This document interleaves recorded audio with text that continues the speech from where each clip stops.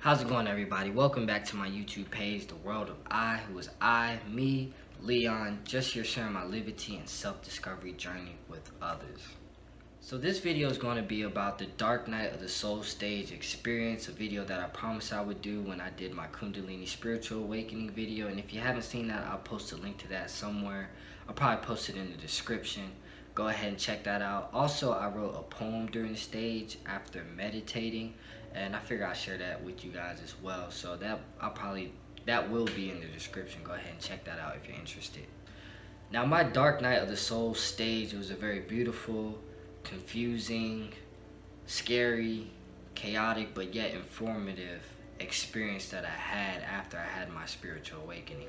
Now, for those that don't know what the Dark Night of the Soul stage is, I'll briefly explain it. It's basically a stage that you go through after you have a spiritual awakening. Many people call it a spiritual depression. Many spiritual teachers from all different religions, faiths, and backgrounds, as well as prophets, have all spoken and written about this phenomenon.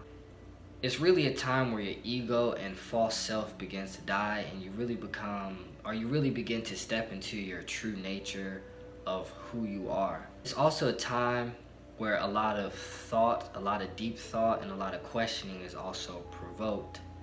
And in this video, I want to kind of share how I felt during this time, and also I'll share some of those conclusions and some of the things that I was questioning during that time. So maybe you could take something from the video, whether if it's a conclusion that I came from, or maybe you're going through this stage right now and you can pull something from this video to kind of help you out along this journey. So let's go ahead and jump into how I felt during this time. Now, physically, I had a lot of aches and pains all over my body, a lot of headaches and migraines. I assume that's because of all the thinking that I was doing, just always being in my head, not being in the present moment, which became a huge source for a lot of anxiety during this time and not really knowing what's what. Also, physically, I remember my stomach just being all over the place. And it's during this time that I realized that your emotions are linked to your stomach. That's why when you feel nervous, you begin to have butterflies. I actually went to the doctor a couple of times, and they said that I had IBS, or irritable bowel syndrome, which I've pretty much taken care of since then. I'll do probably videos on that if you're somebody that suffers from that. I definitely got some helpful tips that will help with that. During this time, I really felt like being alone. I started to seek out what I would like to call like a spiritual solitude.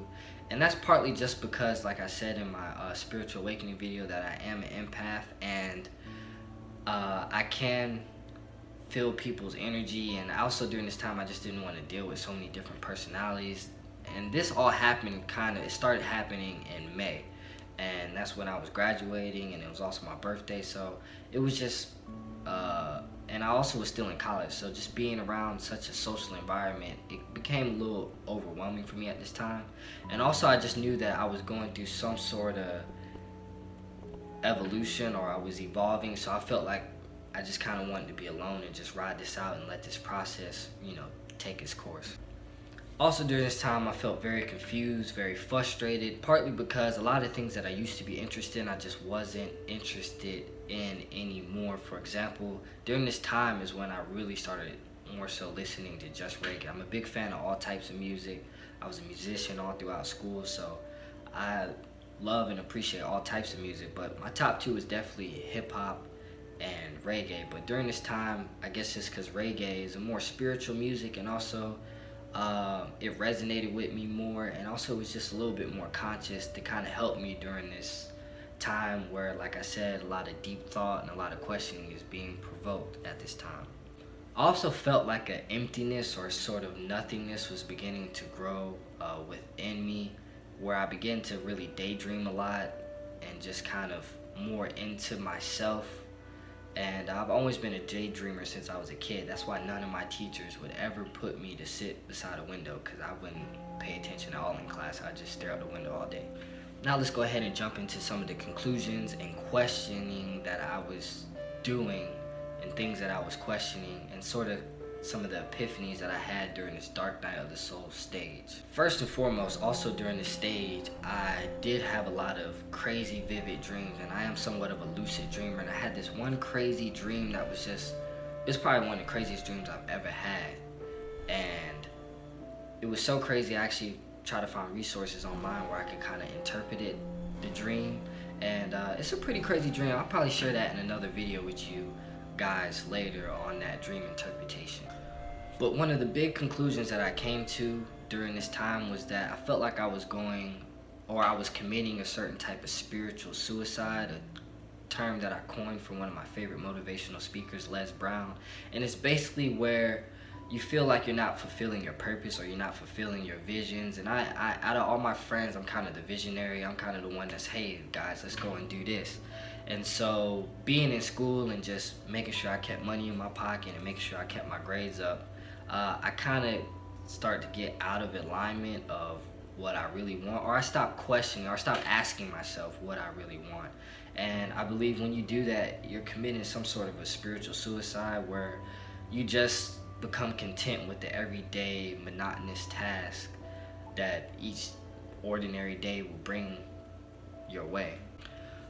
So once I understood that, I began to seek out what I like to call universal truths, kind of just the universal law. You can find it in pretty much all religions and just the way the world works. For example, for me, during another time in my life when I was like I was younger, I was like 17, I was questioning a lot.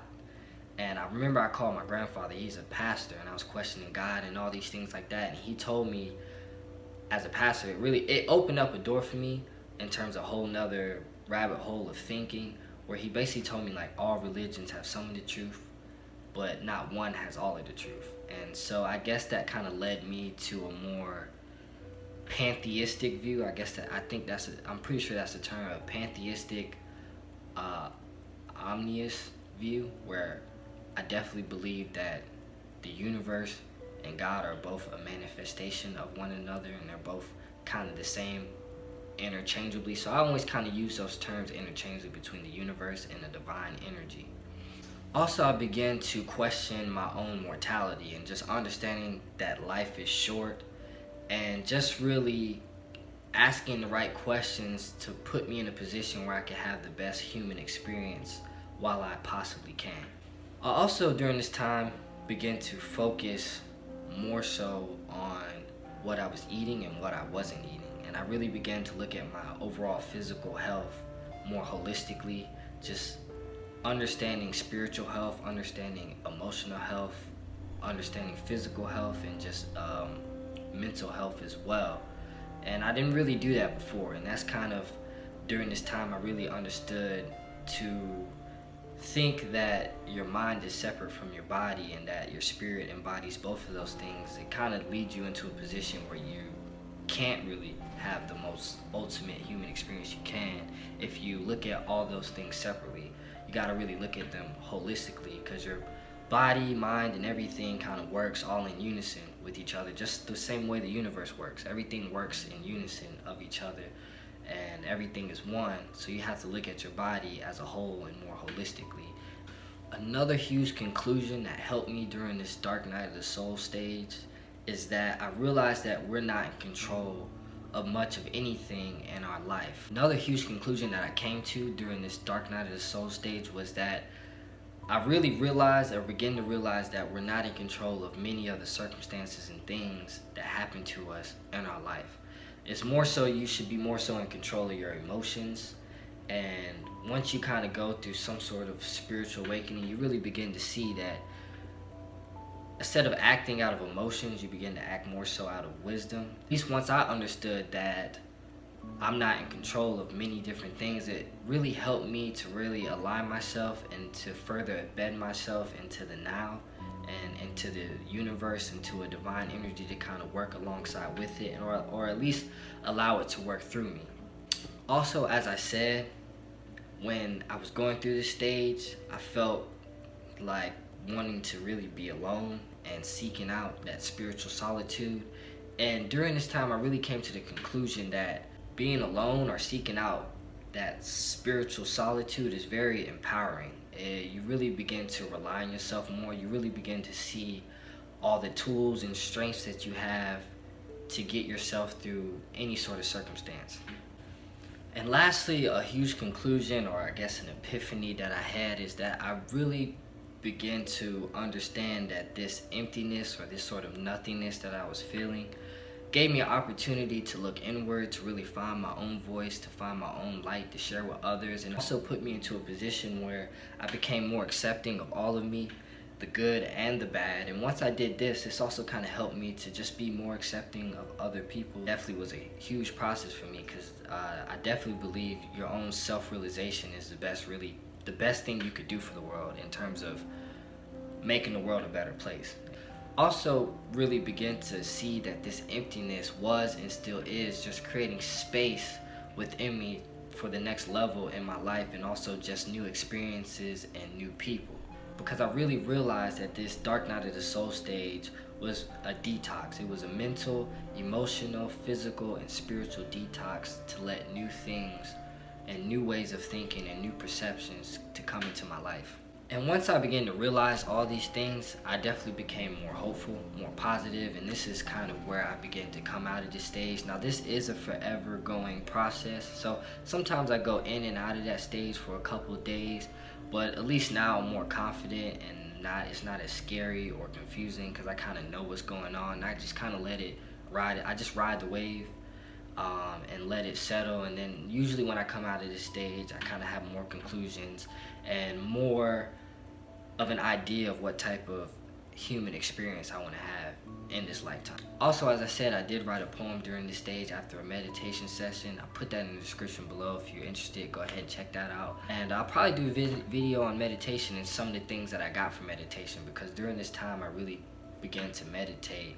I took meditation more seriously, I should say, during this time, and I'll probably share that with you in a future video. So once again, if you like this video, go ahead and hit that thumbs up by doing that, because I'm getting started with this YouTube page. By giving that thumbs up, it kind of lets me know the sort of content you guys like to hear, because I have a whole lot I can speak about, a whole lot I can give you guys, and by doing that, I kind of get an idea of what type of videos I should do, or what people are interested in actually hearing about when it comes to my experiences and some of the things that I can share with you guys. Also comment and share maybe your experiences or some of the conclusions, or maybe how you felt during your dark night of the soul stage if you're somebody that's gone through this. And lastly, and most of all, go ahead and hit that subscribe button and stay tuned. Peace.